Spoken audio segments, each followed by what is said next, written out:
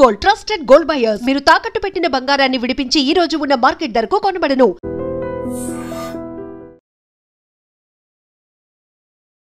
నమస్కారం, welcome to I dream. ధర్మ మార్గం విత్ విజిత కార్యక్రమానికి స్వాగతం.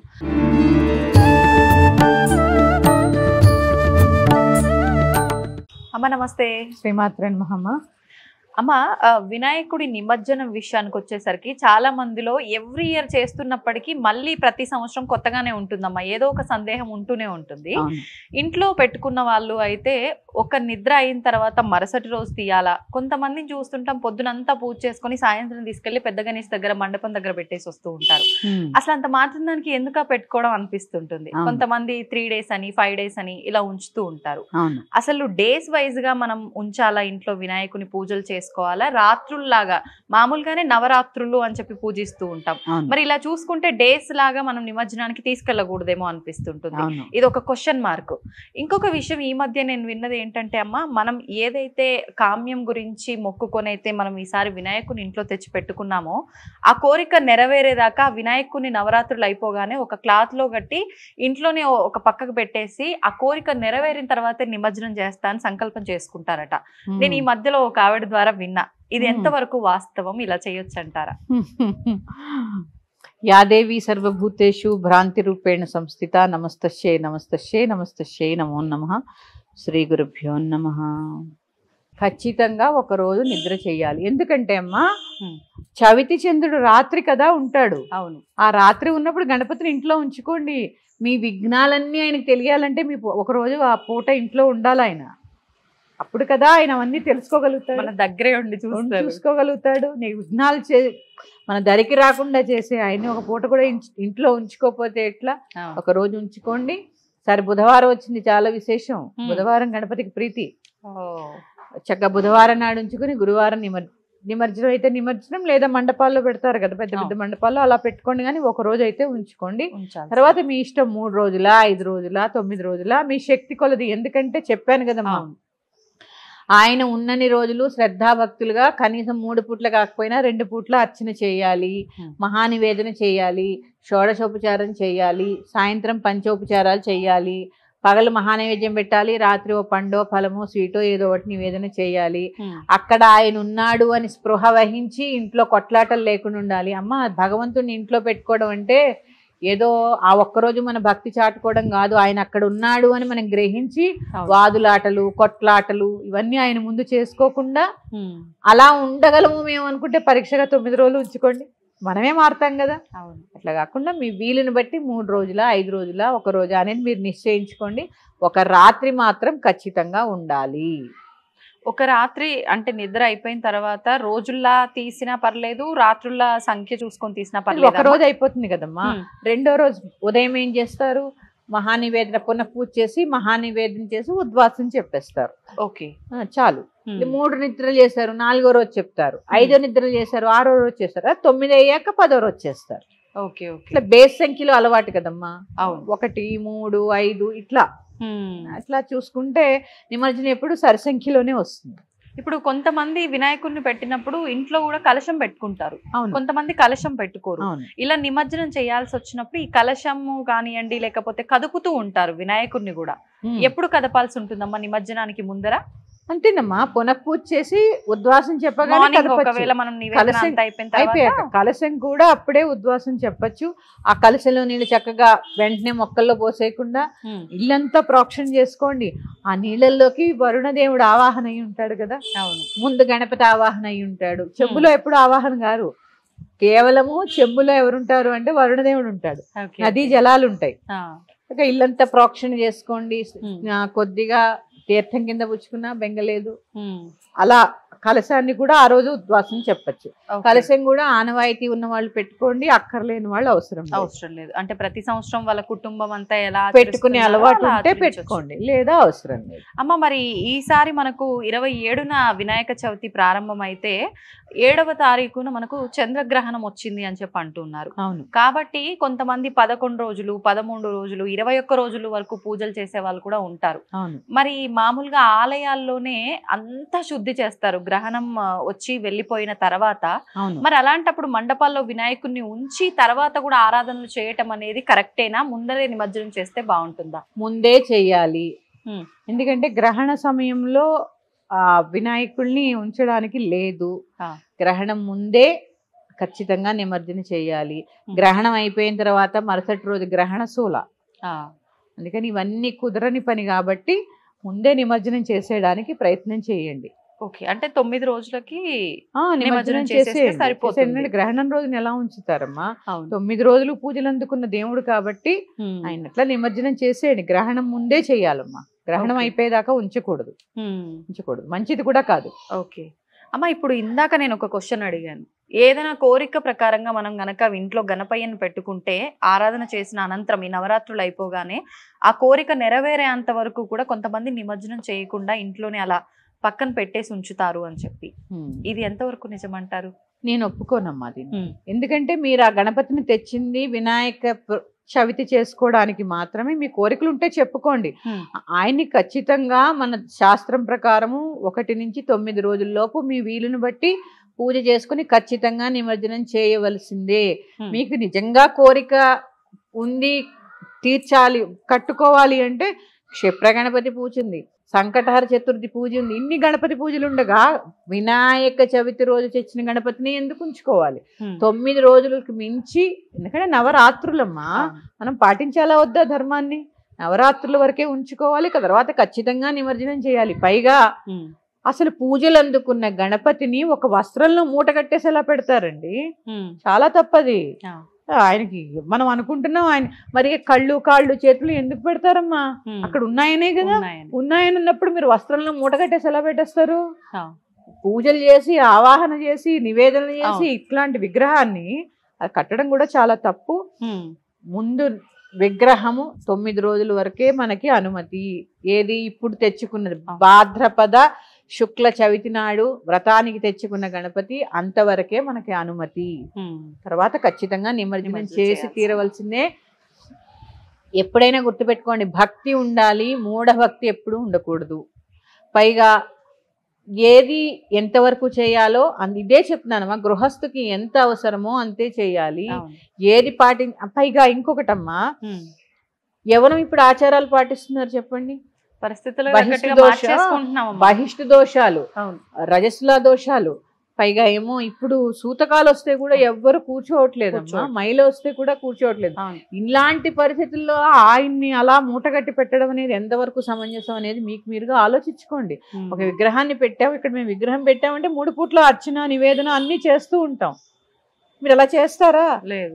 పూజ చేసి మట్టి విగ్రహాన్ని తెచ్చుకొని అలా ఉంచడం కరెక్ట్ కాదమ్మా. ఖచ్చితంగా నిమజ్జనం చేయాలి. అమ్మ, ఇప్పుడు మీరు అన్న తర్వాత నాకు ఒక డౌట్ వచ్చింది. ఇప్పుడు నిజంగా అంటే ఒక 5 రోజుల పాటు ఉంచుకోవాలి అని చెప్పి మనం అంతా కూడా చేసుకున్నాం, కానీ అనుకోకుండా ముందే మనకి ఇలాంటి ఆటంకం ఏదైనా ఎదురైనప్పుడు ఆడవారికి అప్పుడు ఏంటమ్మా పరిస్థితి? అంటే ఖచ్చితంగా మనం అనుకున్న 5 రోజుల వరకు ఉంచి ఇంట్లో మగవారు కానీ పిల్లలు కానీ పూజ చేయొచ్చా? లేదు అంటే వెంటనే ఆ రోజుని తీసేయడమే కరెక్ట్ అంటారా? మీరు ఏదైనా సంకల్పం చేసుకుని 5 రోజులు ఉంచుతాము అనుకుని మీకు ఏదన్నా అడ్డం వస్తే స్త్రీలు బయట కూర్చుని, మీకు అపార్ట్మెంట్ అయినా ఒక గది ఉంటుందిగా, ఆ గదిలో కూర్చోండి చక్కగా, ఏది ముట్టుకోకుండా. మగవారిని చేయమనండి.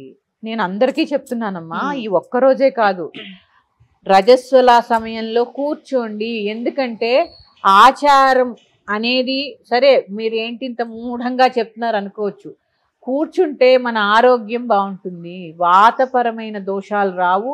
ఇప్పుడు అందరికి మనం అన్ని నొప్పులు అంటున్నాం కదా, ఈ నొప్పులకి కారణమే అది. ఎందుకంటే ఎక్కువ నీళ్ళల్లో నానకూడదు, ఎక్కువ పని చేయకూడదు, ఇలా ఉన్నాయి. ఆ 3 రోజులు రెస్ట్ తీసుకోవడం వల్ల మన శరీరము మనస్సు కూడా తేలిక పడతాయి. హాయిగా మనస్సులో భగవన్నామం చేసుకుంటూ హాయిగా కూర్చోండి. ఇంత పెడతారు, తినండి, హాయిగా రెస్ట్ తీసుకోండి. మనకి అవకాశం నెలకి 3 రోజులు కదమ్మా. ఎంత అట్లా తీసుకొచ్చి పెట్టే వాళ్ళు ఉండాలి, పెట్టాలమ్మా, కూర్చోవాలి. మగవాళ్ళు కూడా దీనికి సహకరించాలి. మీరు అలవాటు చేయండి. అందుకే వాళ్ళు చెయ్యరు కదా అని మీరు కూర్చోవడం మానేస్తే వాళ్ళు అసలే చేయరు. అందుకని ఇదేదో చాదస్తంగా చెప్తున్నది కాదమ్మా. మనం అనుకుంటున్నాం ఎప్పుడు చూడండి నొప్పులుగా ఉంటుంది, నిస్సత్తువుగా ఉంటుంది. ఇలాంటి వాళ్ళందరూ మీరు కొన్ని నెలల పాటు ఈ రజస్సుల నియమాలు పాటించండి, తర్వాత మీరు చూడండి. నేను ఎక్స్పీరియన్స్ తో చెప్తున్నానమ్మా. ఈ వాతపరమైన దోషాలు, వాతపరమైన నొప్పులు స్త్రీలకు ఉండవు. చాలా తడపకూడదు రేషులా నియమాల్లో.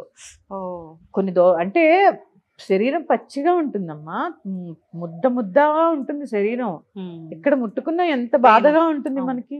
ఇలాంటి సమయాల్లో అందరూ చక్కగా రెస్ట్ తీసుకోండి. మన ధర్మాన్ని కాపాడిన వాళ్ళం అవుతాం, మనకి రెస్ట్ కూడా దొరుకుతుంది. అమ్మ ఇప్పుడు గణపయ్యని నిమజ్జనం చేసేటప్పుడు చాలా మంది వస్త్రం వేస్తూ ఉంటారు, ఒత్తిపత్తి అని చెప్పి కాటన్ తో చేసింది, దాంతో పాటే వేయాలా? ఈ 5 రోజులు కూడా పూజ చేసిన మాలలు అవన్నీ కూడా అలాగే నిమజ్జనం చెయ్యాలా, లేదంటే అన్ని తీసి ఒక కవర్ లో వేసి పత్రి ఆకులు అలములతో పాటు తీసుకెళ్లి వదిలేయాలా? ఈ సందేహం ఉందమ్మా చాలా మందిలో. ఇప్పుడు నేను చెప్పానమ్మా, మనకి చెరువులు నదులే తక్కువ ఇక్కడ మనకి హైదరాబాద్ లో, కాదా? అయితే హుస్సేన్ సాగర్, అది హుస్సేన్ సాగర్ ట్యాంక్ బండ్, లేదంటే మనకి ఎక్కడ ఈ షామీర్పేట్ చెరువు, ఇట్లా కొన్ని కదా, సఫిల్గూడ చెరువు, ఇలాగే ఉన్నాయి. ఉన్నప్పుడు ఆల్రెడీ మనం మట్టితో చేసిన విగ్రహాలు కాకుండా ప్లాస్టర్ ఆఫ్ ప్యారిస్, అదొక పర్యావరణానికి ఇబ్బంది, కలుషితమేగా. ఔషధ గుణాలున్న ఆకులు అంటే అవి కాదు, ఏవో పిచ్చి మొక్కలు, అవన్నీ ఎందుకమ్మా దాంట్లో కలిపి ఆ కలుషితం చేయడం, తీసి పక్కకు పడేసి ఆ గణపతిని ఒక్కటే నిమజ్జనం చేయండి. పైగా ఇంకా తెలుసా అమ్మా, ఒకటి కట్టి ఒక చెరువులాగా ఏర్పాటు చేసి అందులో నిమజ్జనం చేసేస్తున్నారు.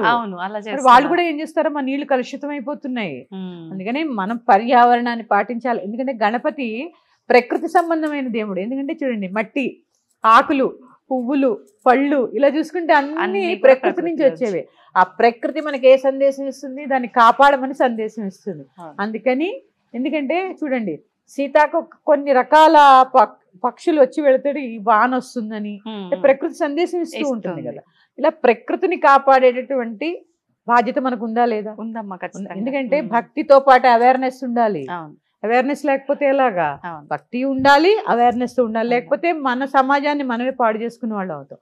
ఇవన్నీ తీసి పక్కకు పడేసి చక్కగా గణపతిని ఒక్కటినే నిమజ్జనం చేయండి. భక్తి ఉండాలి, మూఢభక్తి ఎప్పుడూ ఉండకూడదు. మూఢభక్తి చాలా ప్రమాదం. తీసేటప్పుడు ఈ హంగామా హడావిడితో పాటు మండపాల్లో ఉన్న వినాయకుల దగ్గర కూడా అసలు కొంతమంది పూజలు ఆరాధనలు చేయకుండానే ఏదో చందాలు తీసుకొచ్చామా పెట్టామా అని చెప్పి ఎవరి పాటికి వాళ్ళు వదిలేస్తూ ఉంటారు. కొంతమంది చక్కగా ఆరాధించే వాళ్ళు ఉంటారు, కానీ కొంతమంది అసలు పట్టించుకోకుండా ఉండే వాళ్ళు ఉంటారు. అసలు ఏ రకంగా చేయాలమ్మా మండపాల దగ్గర కూడా ఈ విధానం అంతా కూడా? తప్పకుండా చాలా మంచి ప్రశ్న అడిగామా విజిత. దీంట్లో కూడా మన ప్రజలందరిలో అవేర్నెస్ రావాలి.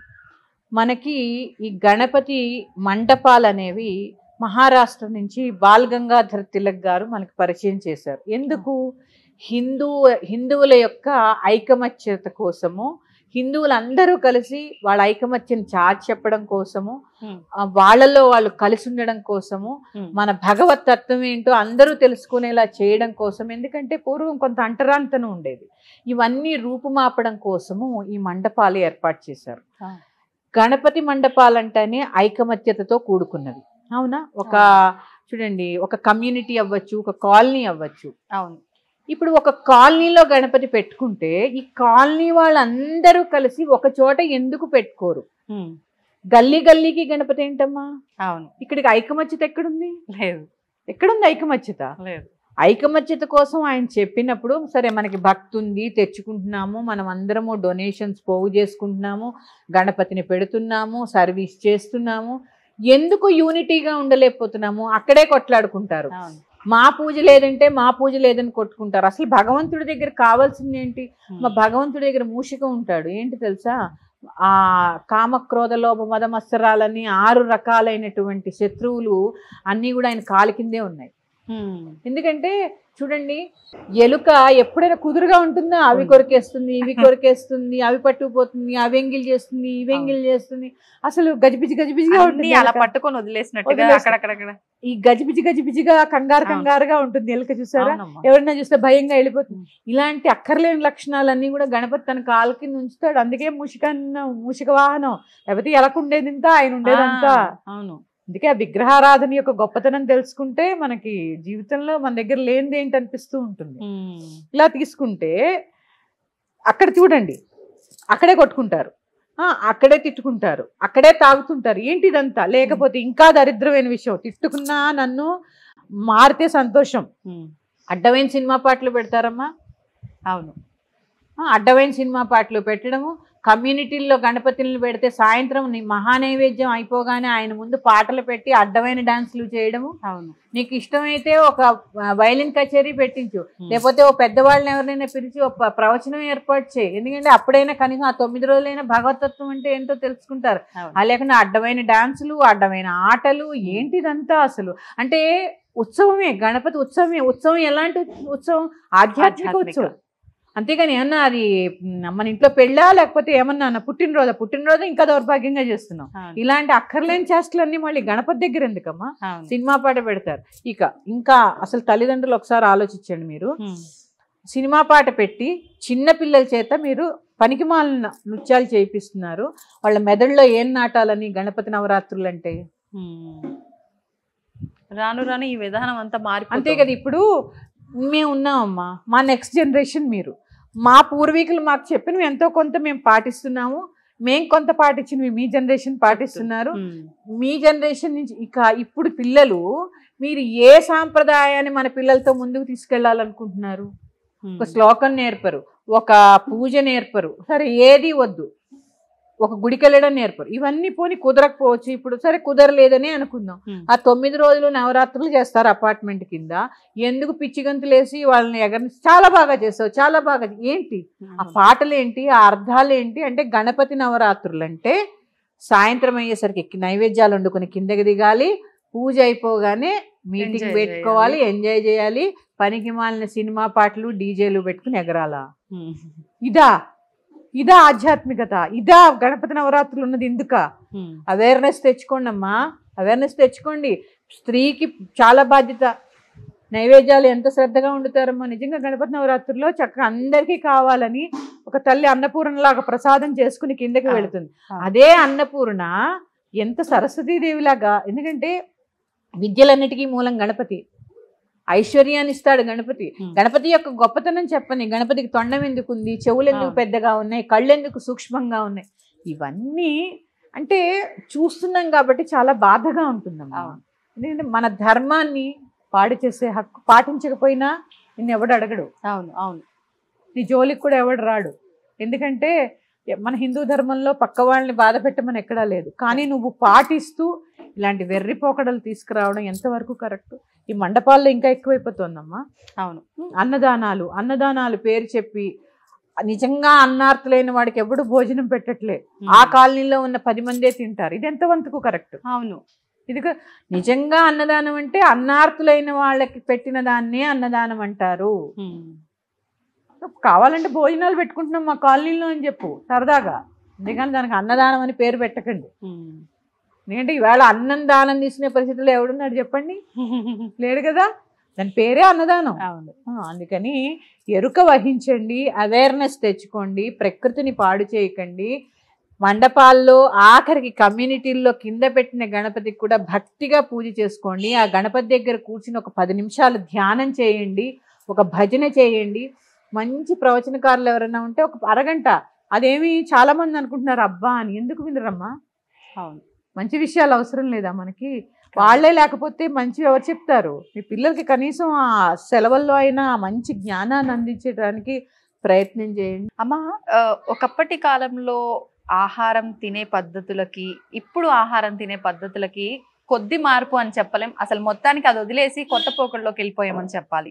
అసలు కింద కూర్చొని పద్ధతిగా ఒక పీట వేసుకొని కూర్చొని ఆకులో తినే ఆ భోజన పద్ధతి కాస్త ఇప్పుడు చెప్పులు వేసుకొని నించొని తినటము, ఇంట్లో అయితే ఏకంగా బెడ్రూమ్ లోకి తీసుకెళ్లిపోయి అక్కడే కూర్చొని తినటము, రకరకాల వింతలు విడ్డూరాలన్నీ చూస్తున్నామమ్మా.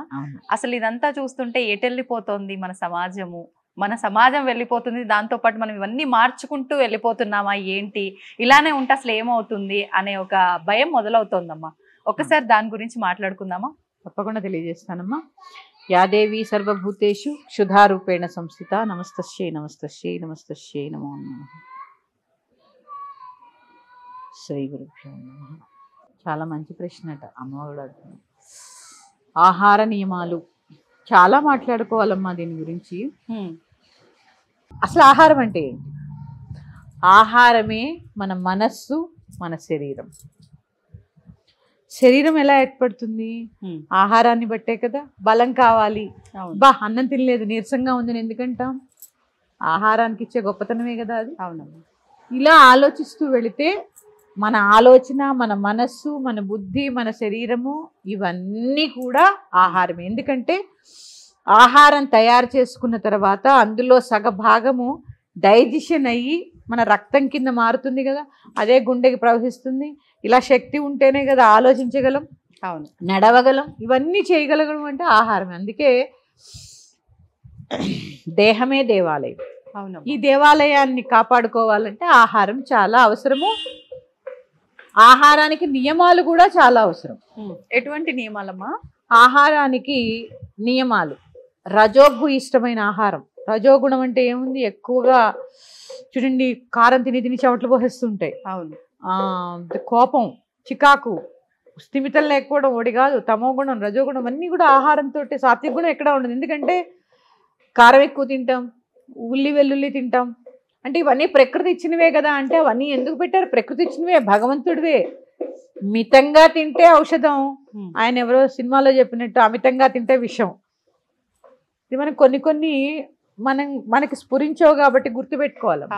నేను ఎప్పుడో చాలా సంవత్సరాల క్రితం చూశాను చంద్రముఖి అని సినిమా, రజనీకాంత్ గారిది. ఆయన అందులో చెప్తారు, ఆహారం మితంగా తింటే మందు, అమితంగా తింటే విషం. ఇప్పుడు అమితంగానే తింటున్నాం కదా, కారం ఎక్కువ, పులుపు ఎక్కువ, మసాలాలు ఎక్కువ, మరి శరీరంలో వ్యర్థాలు పేరుకుపోయి రోగాలు రాకేమవుతాయి. తర్వాత ఆహారాన్ని వండినట్లు కరువు వాచిపోయినట్టు తిండికి 3 పూట్ల తింటాంగా. పొద్దున్న టిఫిన్ తింటాం, మధ్యాహ్నం తింటాం, పళ్ళెల్లో పెట్టుకుని ఇట్లా తినేస్తుంటాం. నువ్వు భగవంతుడికి అది నివేదన చేస్తేనే కదమ్మా ప్రసాదం కింద మారేది. ఎప్పుడైతే ప్రసాదం కింద భావించి తింటావో దాని యందు విలువ పెరుగుతుంది. అరే ప్రసాదం కింద పడిపోతుంది, ప్రసాదం పాడేయకూడదు అనే భావన వస్తుందా లేదా?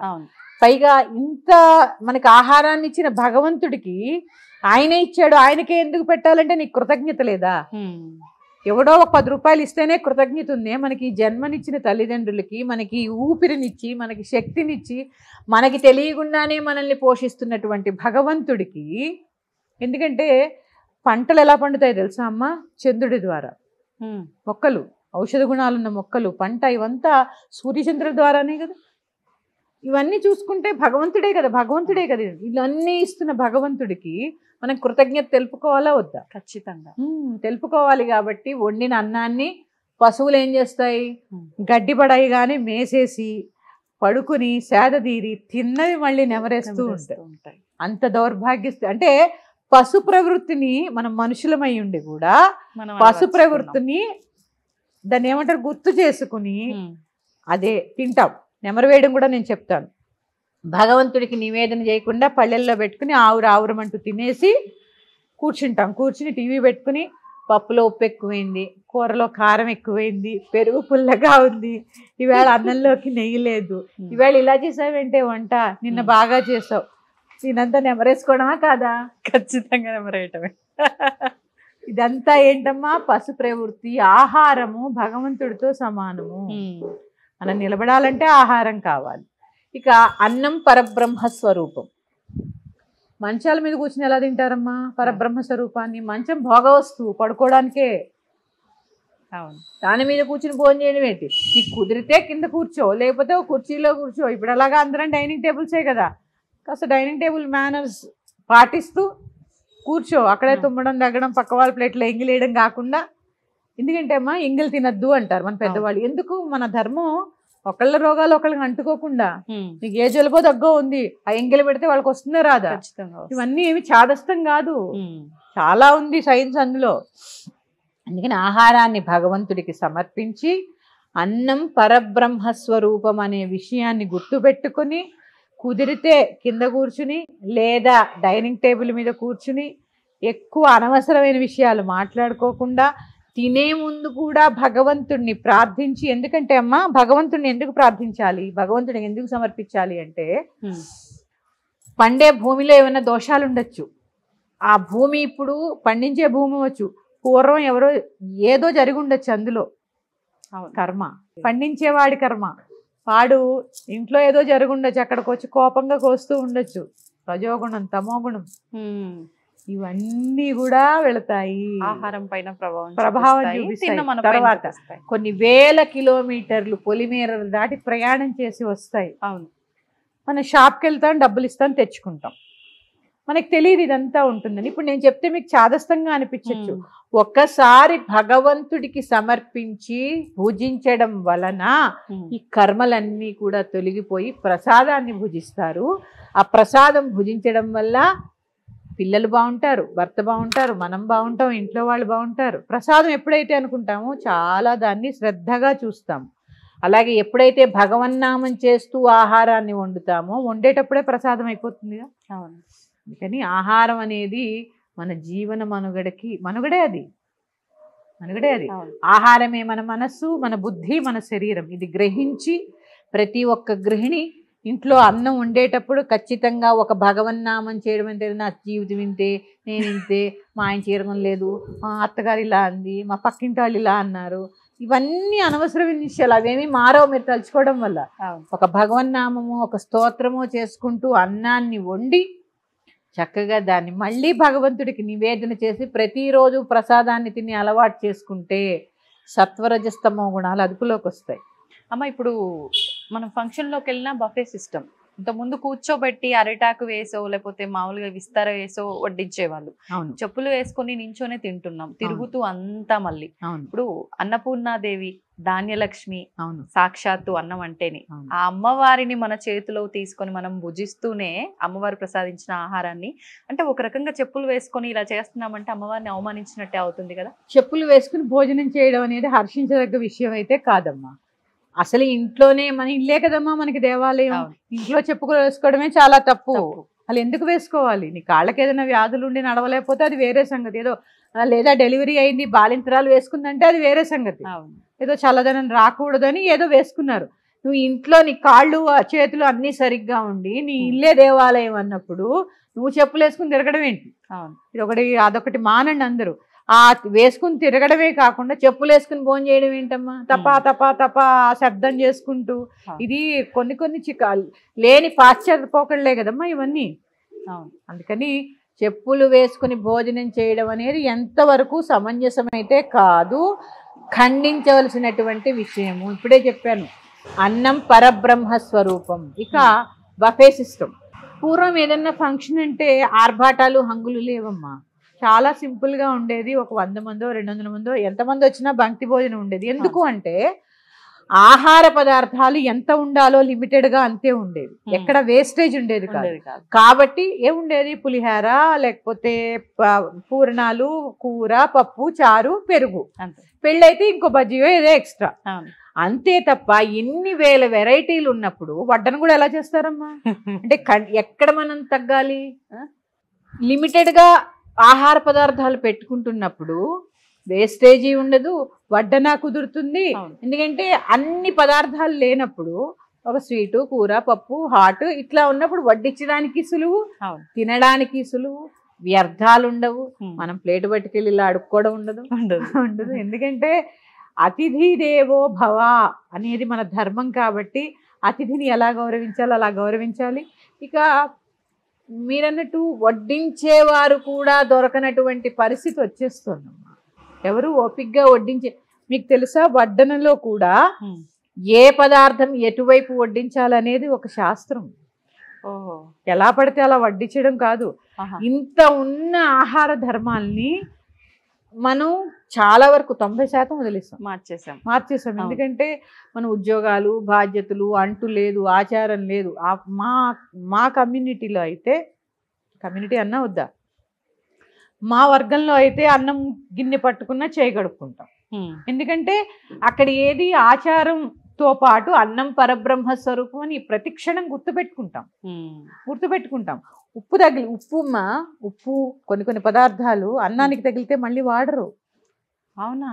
నూనె ఇవన్నీ అంటూ అనేవారు మా అమ్మమ్మలు చిన్నప్పుడు. ఎంతో కొంత మేము పాటిస్తున్నాం, మా పిల్లలు చూస్తున్నారు, వాళ్ళు పాటిస్తున్నారు. అందుకే పాటించడానికి ప్రయత్నం చేయండి. శుచి శుభ్రతలతో పాటు ఆచారం కూడా అవసరం. అవసరము. అన్నం పరబ్రహ్మ స్వరూపము. పెళ్లిళ్ళలో కూడా పదార్థాలు తగ్గించి తక్కువ పెడితే శుభ్రంగా భోజనం చేస్తారమ్మా. ఎక్కువ పెట్టే కొద్దీ ఏ తినాలో కన్ఫ్యూజ్ అయిపోతారు. 50 రకాలు, 60 రకాలు, 70 రకాలు. మనం చేసే 108 రకాల స్వీట్స్ అంటమ్మా. ఏంది మనిషి అన్నవాడు ఎవడైనా అది కాస్త పెట్టినా కూడా తినలేరు. ఎంత వృధా అమ్మా. చాలా బాగా చేస్తామంటే 108 రకాల స్వీట్స్ ఎందుకు అసలు, ఎంత వ్యర్థం.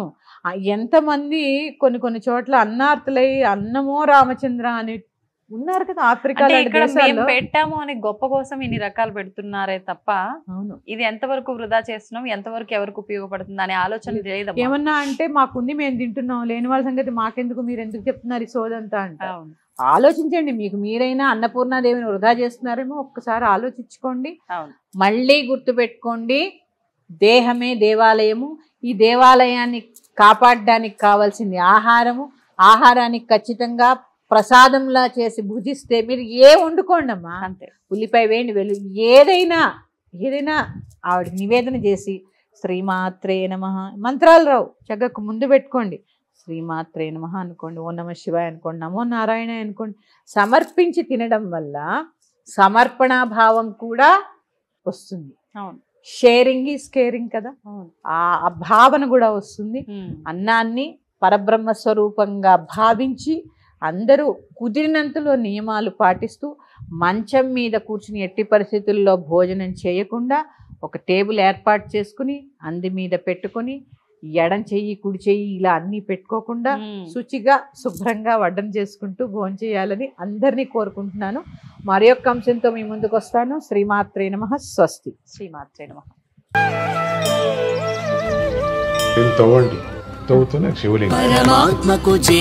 సరే దాన్ని అట్లా కప్పేసేయండి, చూపించదండి. Krishna is there.